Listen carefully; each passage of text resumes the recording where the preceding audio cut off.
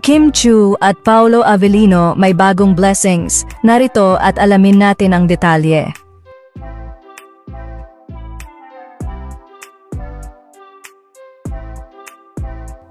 Hindi talaga nauubusan ng blessings sina Kim Chiu at Paolo Avellino.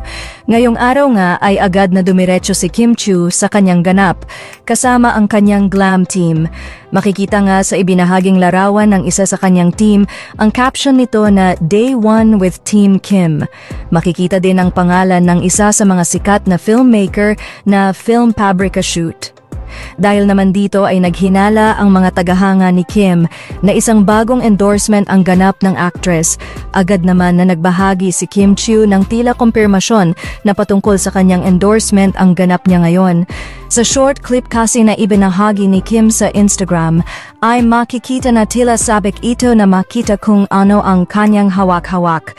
Kapansin-pansin naman na hugas kalendaryo ang hawak ni Kim kaya duda ng fans ni Kim na cover na ngayon si Kim Chiu sa isang kalendaryo. Hello, kinakabahan ako. Sa kabilang banda naman ay nauna nang ibihaagi kahapon ni Paolo Avellino ang kanyang blessings.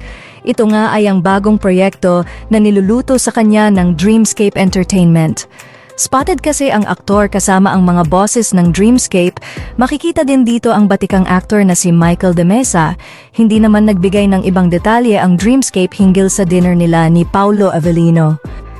Samantala, tuwang-tuwa naman ang Kim Pao fans sa mga blessings na ito ni na Kim at Paolo.